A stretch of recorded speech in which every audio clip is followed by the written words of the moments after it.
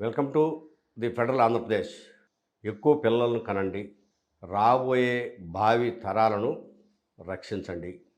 ఇది ప్రస్తుతం ప్రభుత్వ నినాదంగా మారింది. ముఖ్యమంత్రి చంద్రబాబు నాయుడు గత అసెంబ్లీ ఎన్నికల్లో మీరు ముగ్గురు పిల్లల కంటే 25,000 రూపాయలు ఇస్తానని చెప్పేసి ప్రకటించాడు. పిల్లలి సంపద, పిల్లల కోసం మనం అందరం కూడా కృషి చేయాల్సిన అవసరం వచ్చిందని మీ అందరికీ తెలియజేస్తున్నా. అందుకని నేను ఇంకొక నిర్ణయం కూడా చేసుకొని నెలలో వస్తున్నా మీ దగ్గరికి. మూడో చైల్డ్కి 30,000 రూపాయలు పుట్టిన వెంటనే ఇస్తాం. 4వ చైల్డ్కి 40,000 రూపాయలు ఇస్తాం. ఆ సందర్భంగానే అసెంబ్లీలోనే కడప ఎమ్మెల్యే మాధవిరెడ్డి వ్యతిరేకించారు. ముఖ్యమంత్రి చెప్పిన మాటలకు నేను మాట్లాడుతున్న మాటలను పరిశీలిస్తే నేను చెప్పేది ప్రభుత్వానికి వ్యతిరేకంగా ఉంటుందని కూడా ఆమె అసెంబ్లీలో స్పష్టంగా చెప్పారు. పిల్లలను ఎక్కువ మందిని కనమని చెప్పడం సరైంది కాదు. నేను చాలామంది పేదరికంలో ఉన్న వాళ్ళను చూశాను. వాళ్ళ కుటుంబాలలో ఉన్న ఒకరు ఇద్దరు పిల్లలను సాగటానికే వాళ్ళు నానాకు ఇబ్బందులు పడుతున్నారు. అట్లాంటి పరిస్థితులలో మనము పిల్లలను ఎట్టా పోషిస్తాము, పిల్లలను పోషించే భరోసా మనము తల్లిదండ్రులకు ఇవ్వకుండా పిల్లల్ని కలమని ఎట్లా చెప్తాము అని ఆమె ప్రశ్నిస్తే అసెంబ్లీలో మిగిలిన ఎమ్మెల్యేలంతా కూడా ఫిండర్ ఆఫ్ సైలెన్స్, ఎవ్వరు ఏం మాట్లాడలే. ఈవెన్ ముఖ్యమంత్రి దగ్గర నుంచి కూడా ఏ సమాధానం రాలేదు. ఆమె ఆ మాటలు చెప్పేసేసి మనము పిల్లలను కనమని చెప్పి చెప్తున్నాము, మరి చదువు చెప్పించాలి, వైద్యం చేయించాలి, మరి ఆ ఖర్చు ఎలా, వాళ్ళను ఆర్థికంగా ఏం చేయాలి, మనము ఆర్థికంగా నిలదొక్కునే విధంగా చేసి ఆ విధంగా ప్రకటించి పిల్లల్ని ఎక్కువ మందిని కనమంటే అర్థం ఉంది.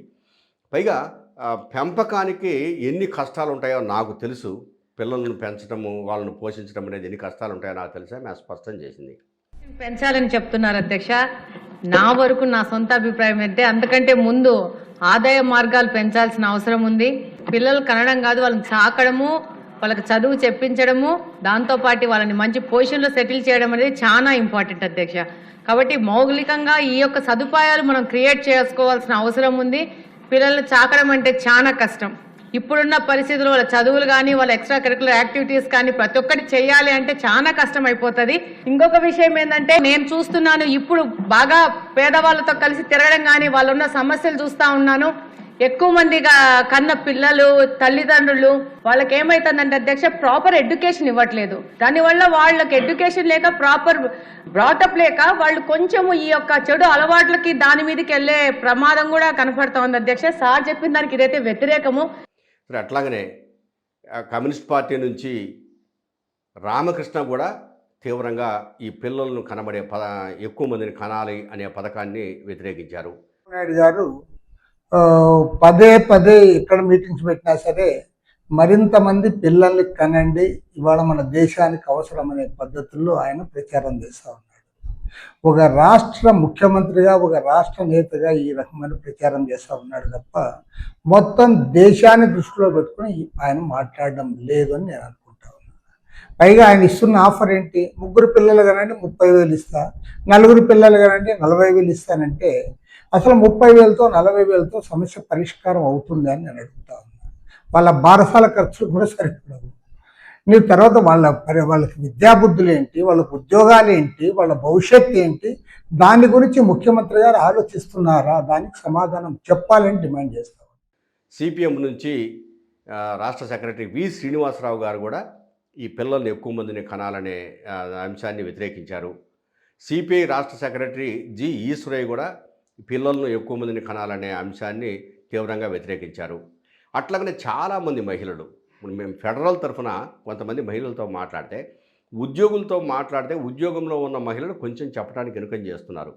సాధారణ మహిళలు కొంతమంది అంటే మేము చెప్తే ఏమైనా గట్టిగా చెప్తే గవర్నమెంట్ మా మీద కక్ష కట్టుద్ది ఏమన్నాయా, ఎందుకు మేము చెప్పడం అనే దాంట్లో ఉన్నారు. అయినా కొంతమంది ఒకరిద్దరు వాయిస్లు ఇచ్చినప్పుడు వాళ్ళ వాయిస్ని మనం చూస్తే వాళ్ళ బాధ, ఆవేదన దాంట్లో క్లియర్గా తెలుస్తుంది. మేము పిల్లలను కనాలి అని చెప్పేసి అంటే ఆయన చెప్పినట్టు, ముఖ్యమంత్రి గారు చెప్పినట్టు ముగ్గురిని కంటే 30,000, నలుగురిని కంటే 40,000 ఇప్పుడు మైనారిటీ తీరడాన్ని మనము 18 సంవత్సరాలుగా నిర్ణయించుకున్నాం. కనీసము 14 సంవత్సరాల లోపు బాలబాలికలుగా ఉంటారు.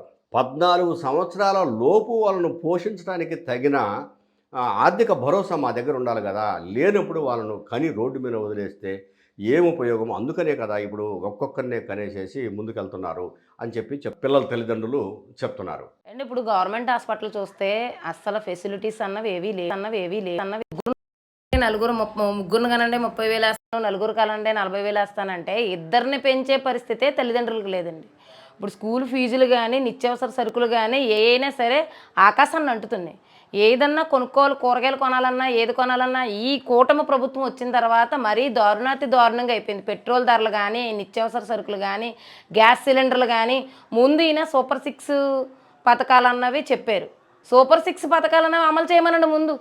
ఈ తర్వాత ఈ ముగ్గురు పిల్లలకే ముగ్గురు పుడితే 30,000, నలుగురు పుడితే 40,000 అన్నది ఈయన ఏంటంటే ఆకాశంలో అలా చూపిస్తాడు అంతే. చంద్రబాబు నాయుడు గారు ఏంటంటే అవాస్తవాన్ని వాస్తవం కింద, వాస్తవాన్ని అవాస్తవం కింద చూపిస్తారు. ఇప్పుడు ఈ రెండింటిని మనం పరిగణలోకి తీసుకొని చూస్తే ముఖ్యమంత్రి ఏ విధంగానైనా అసెంబ్లీలో చెప్పిన మాటలలో ఇప్పుడు చెప్తున్న మాటలకు మార్పు వచ్చింది. అట్లాగనే ఈ కార్యక్రమము ఏప్రిల్ 1వ తేదీ నుంచి ప్రారంభమైంది. ఈయన అధికారులకు చెప్పాడు, మీకు వీలైతే ప్రోత్సాహకాలు ఉంటాయి, మీరు ఏ విధంగానైనా కన్విన్స్ చేసి ప్రజలను చైతన్యవంతులను చేసి ఎక్కువ మంది పిల్లలను కనే విధంగా చర్యలు తీసుకోవాలని అధికారులకు సూచిస్తున్నాడు. ఇప్పుడు ఉద్యోగంలో ఉన్న మహిళలు వాళ్ళు పడుతున్న బాధలు కూడా చెప్తున్నారు. ఇప్పుడు కడప ఎమ్మెల్యే గారు చెప్పారు. అట్లాగనే ఐఏఎస్లు, ఐపీఎస్లు చాలామంది ఉద్యోగంలో ఉన్న మహిళలు వాళ్ళందరూ చిన్నపిల్లలను ఒకరినో ఇద్దరినో కంటే వాళ్ళను ఇంటి దగ్గర వదిలేసేసి వాళ్ళ ముసలోళ్ళు అట్లా ఉంటే వాళ్ళ దగ్గర వదిలేసేసి వచ్చి ఉదయం 10 గంటలకు వచ్చేసేసి ఆఫీసుల్లో కూర్చొని మళ్ళీ సాయంత్రం 5 గంటలకు పోతున్నారు. ఈ లోపల కొంతమంది పిల్లల్ని ఏమన్నా చిన్న ఈ ఆటలాడుకునే స్కూళ్ళల్లో, ప్లే స్కూళ్ళల్లో జరిపిస్తున్నారు. కొంతమందిని ఏమన్నా ఇంటి దగ్గరే ఉంచి తల్లిదండ్రుల ద్వారా వాళ్ళను ఏదో ఒక విధంగా చూసుకునే కార్యక్రమాన్ని చేపట్టారు. తల్లి పాలు ఇవ్వడానికి కూడా సమయం లేక బుడ్డి పాలు పోస్తున్న సందర్భాలు ఉన్నాయి. ఇక పేదరికంలో ఉన్నటువంటి కార్మికులు అయితే కార్మిక మహిళలు ఉదయం 9 గంటలకు కూలి పనికి పోతే సాయంత్రం 5 గంటలకు అక్కడి నుంచి ఆ పొలంలో నుంచి బయటపడతారు. బయటపడి అంటే కర్మాగారాలలో కానీ పొలాల్లో కానీ వీళ్ళు బయటపడి ఇంటికి వచ్చేసరికి 6 అవుతుంది. ఆ మధ్యలో ఆ పిల్లలకు కూడా కనీసం తల్లి పాలు తాగే యోగ్యత కూడా ఉండదు. కొంచెం చిన్న పిల్లలు అయితే ఏడుస్తూ ఉంటారు. గుక్కబట్టి నానాక అవస్థ మీ ఇంటికి కాకుండా పెద్దవాళ్ళని కూడా నానాక ఇబ్బందులు పెడతా ఉంటారు. తిండి తినగలిగే పిల్లోళ్ళు అయితే కొంచెం అన్నం పెట్టేసి ఓదారుస్తారు. కానీ అయినా ఇప్పుడు 2 సంవత్సరాల వరకు పిల్లలు పాలు తాగుతున్నారు తల్లి దగ్గర. వీటిని దృష్టిలో పెట్టుకోవాలి. ఇప్పుడు ఉన్న జనాభాలో ఒక 60% మంది 2047కు ముసలోళ్ళు అయిపోతున్నారు కాబట్టి వాళ్ళందరూ చచ్చిపోతారు. కాబట్టి వాళ్ళు చచ్చిపోతే ఇప్పుడు ఉన్నటువంటి పిల్లలు పెరగాలి, లేకపోతే యువత పెరగాలి అని చెప్పేసి పిల్లలను పుట్టియాలని చెప్పేసి ఒకప్పుడు వీళ్ళే పిల్లలు అసలు వద్దు 0 అయితే మంచిదని చెప్పేసి దారిని పోయే పిచ్చోళ్ళను కూడా తీసుకొచ్చి ఆపరేషన్ చేసేసేసి లెక్కలేసిన ప్రభుత్వాలు ఇవి. మరి అలాంటిది ఇప్పుడు మీరు పిల్లల్ని కనాల్సిందే. అంటే రాజకీయ ఉద్దేశాలు, రాజకీయ దురుద్దేశాలు లేదా రాజకీయంగా ఈ రాష్ట్రంలో నిరుద్యోగాన్ని రూపుమాపుకోవడానికి, వాళ్ళ సంఖ్యను పెంచుకోవడానికి పిల్లల్ని కనాలని చెప్తున్నారు. కానీ ఈ పిల్లలను కనాలి అని చెప్పేవాళ్ళు పెద్దలకు చెప్తారు. అంటే డబ్బున్న వాడికి చెప్తున్నారా? డబ్బున్నవాడు 30,000 40,000 పిల్లల్ని కంటాడా?